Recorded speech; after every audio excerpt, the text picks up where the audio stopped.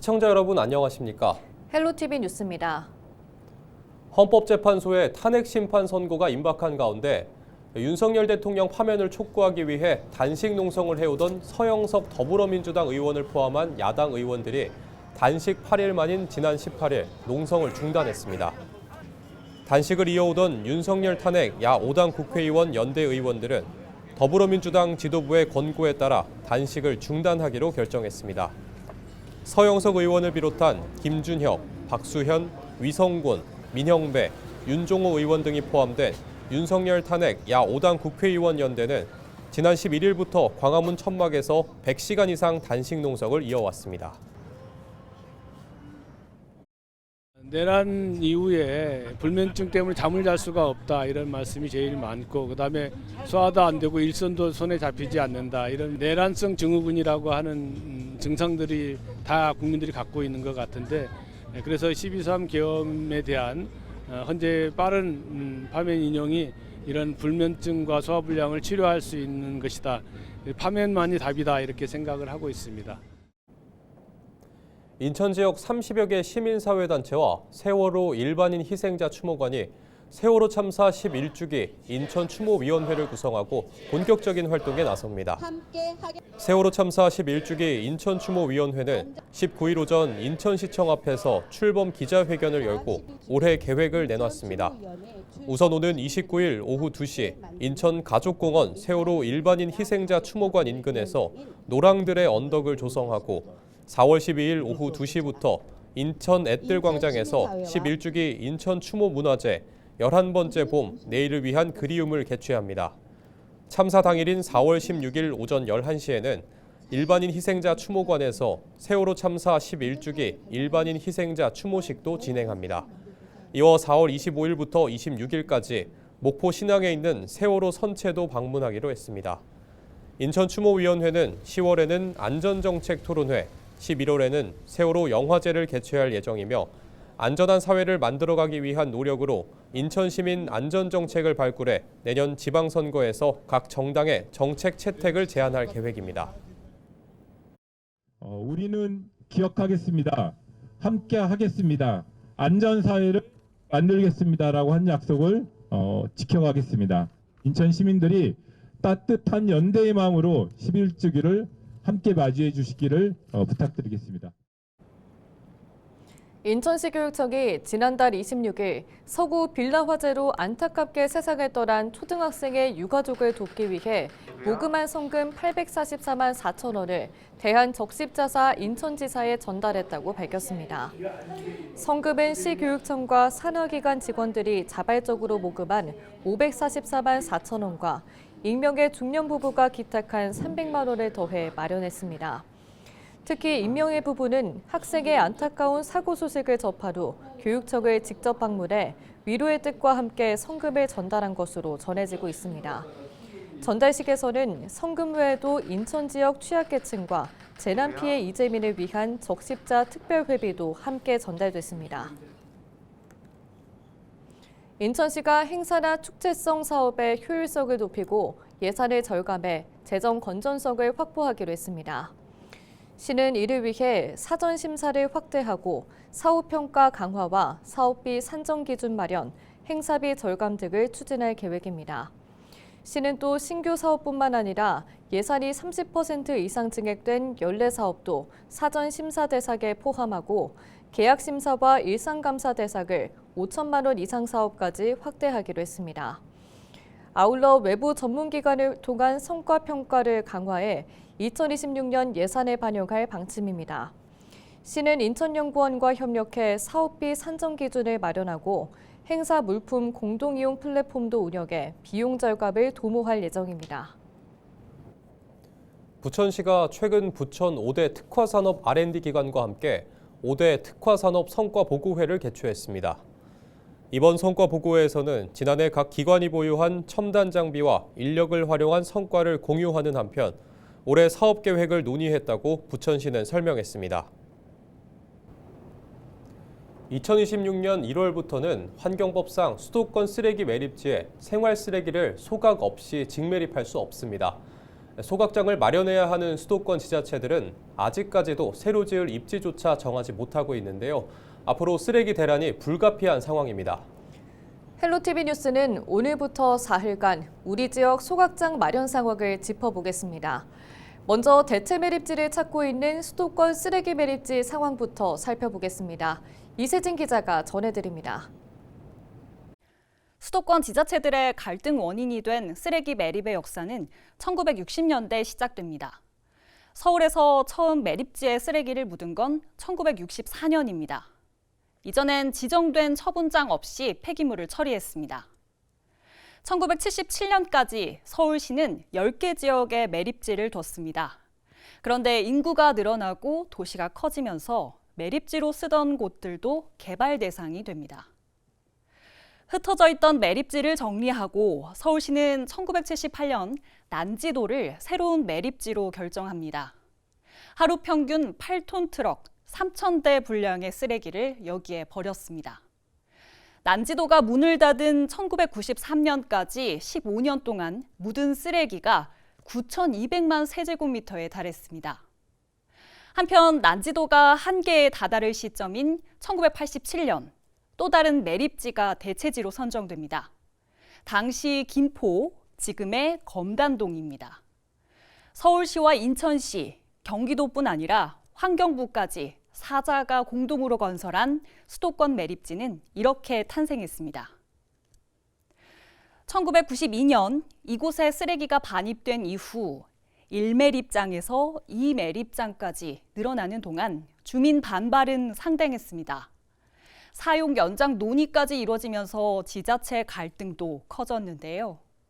다툼 끝에 2015년 수도권 3개 시도와 환경부는 3매립장 일부를 추가로 쓰기로 합의했습니다. 피해 지역인 인천에는 경제적 보상을 제공하는 조건이었습니다. 이렇게 2016년까지였던 수도권 매립지 사용 기한은 2025년으로 늘었습니다. 그리고 약속한 시점이 됐습니다. 2026년 진매립 금지까지 고려하면 당장 해법이 있어도 갈 길이 먼데요. 현실은 대체 매립지부터 소각장까지 모두 난항입니다. 그 사이 이 땅이 아니면 저 땅에 묻었던 매립의 역사는 쓰레기 대란 앞에 와 있습니다. 헬로티비 뉴스 이세진입니다. 이번에는 우리 지역 소각장 준비 상황 살펴봅니다. 얼마 전 부천 자원순환센터 현대화 사업 입지 후보지의 타당성 조사 결과가 공개됐습니다. 부천시는 과거 광역화 추진 계획에서 주민 반대에 부딪히면서 단독 건립 방식으로 선회했는데요. 대장 신도시 조성 시기에 맞춰야 하는데 인근 지자체의 반발도 변수로 남아 있습니다. 이정화 기자의 보도입니다. 부천시 전역에서 4곳으로 압축된 입지 후보지 타당성 조사 결과 1순위는 현 자원순환센터 부지로 확정됐습니다. 부천시 오정구 대장동 607번지, 현재 자원순환센터 부지인 이곳은 80점 안팎에 그친 다른 후보지 3곳에 비해 100점 만점에 88.3점으로 가장 높은 점수를 받았습니다. 사회, 환경, 경제 조건 등이 평가 항목에 포함됐습니다. 사유지인 나머지 후보지는 보상 비용과 신규 기반시설 구축 부담이 더해지고 기간도 길어지기 때문에 현재 위치가 가장 적합한 걸로 본 겁니다. 이대로라면 현재 자원순환센터가 소각장 현대화 시설의 최종 부지로 낙점될 가능성이 유력합니다. 이번 결과는 다음 달 1일부터 보름 동안 부천시 입지선정위원회를 통해 의견을 제출할 수 있습니다. 신설하는 부천시 자원순환센터는 하루 생활 폐기물 소각 500톤, 음식물 폐기물 240톤, 재활용품 선별시설 200톤, 대형 폐기물 50톤 등을 처리할 수 있는 규모입니다.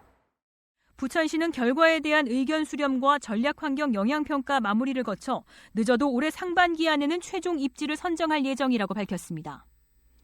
소각장 증축에 대한 우려가 큰 인근 주민들은 이번 결정이 달갑지 않습니다. 소각장 입지 선정과 관련돼서는 저희가 10일 날 지금 공고가 되었는데요. 14일 날 주민자치회를 개최했습니다. 이런 방법 말 한마디 없는 그런 부천시를 믿고 우리가 기다릴 수만은 없습니다. 그래서 저희 오정동 주민들은 이 부분에 대해서 널리 공론화하고 지금 현재의 부지를 그대로 받아들일 것인지 아니면 다른 대책을 요구할 것인지에 대한 부분은 주민들과 함께 강력하게 요구할 예정입니다. 사업비 6,600억 원 정도가 투입되는 부천 자원순환센터 현대화 사업은 오는 2030년 준공이 목표입니다. 수도권 생활 폐기물 직매립 금지가 당장 내년으로 다가온 만큼 쓰레기 대란은 피할 수 없는 상황. 인천 부평과 계양, 서울 강서구 등 인근 지자체에서도 부천의 사업 추진에 대해 관심이 큰 만큼 경우에 따라서 격한 반발이 예상됩니다.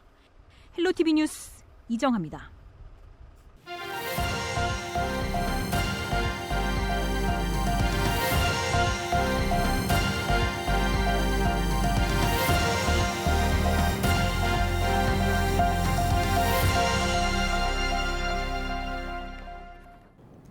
서울시의 강남 3구 토지거래 허가제 완화 이후 갭투자 의심 주택 거래가 크게 증가하는 등 집값이 무섭게 오르자 정부와 서울시가 결국 규제에 나섰습니다. 강남 3구를 다시 토지거래 허가구역으로 지정하고 용산구도 토지거래 허가구역으로 묶었습니다. 부동산 시장에서는 정책의 일관성을 문제 삼고 있습니다. 이관성 기자가 보도합니다. 서울과 수도권 주요 지역의 주택 가격이 이례적으로 상승하자 결국 국토교통부와 서울시가 주택시장 안정화 방안을 내놨습니다. 서울시는 먼저 한 달 전 해제한 강남 3구를 다시 토지거래 허가구역으로 지정했습니다. 이번에는 집값 상승세가 확산된 용산구까지 토지거래 허가구역으로 묶었습니다. 지난 2월 12일 토지거래 허가구역 해제 이후 강남을 중심으로 부동산 시장의 변동성이 커졌다는 지적을 겸허히 받아들입니다. 이로 인해서 심려를 끼쳐드린 점 시민 여러분들께 송구스럽게 생각합니다. 서울시가 지정한 토지거래 허가구역은 강남과 서초, 송파와 용산구 소재 전체 아파트로 3월 24일부터 6개월간 유지합니다. 필요할 경우 토지거래 허가구역은 더 연장될 수 있습니다. 정부와 서울시는 시장 과열 양상이 지속될 경우 인근 지역 추가 지정도 적극 검토하기로 했습니다. 압구정과 여의도, 목동과 성수동, 신통기획단지 등 서울시 현행 토지거래 허가구역은 시장 과열 우려가 완전히 해소될 때까지 허가구역 지정을 유지합니다. 강남 3구 토지거래 허가구역 해제가 한 달 만에 번복되자 부동산 시장에서는 정책의 일관성을 문제 삼고 있습니다. 일단 최근에 급등한 상황이 발생했기 때문에 정책의 어떤 방향성, 시점은 바람직해 보이고요. 다만 정책의 일관성에 대한 문제는 좀 추후에 논란이 될 것으로 보여집니다. 그리고 최근에 거래했던 분들의 매수자와 매도자 사이에서 약간의 거래 취소나 거래 시점을 앞당기는 시장의 혼선이 발생할 우려가 있습니다. 정부는 주택가격 상승세가 다른 지역으로 확산될 경우 현재 강남 3구와 용산구에 지정돼 있는 조정 대상 지역 및 투기과열 지구를 확대 지정할 계획입니다. 또 주택담보대출을 포함한 가계대출 총량 관리도 강화합니다.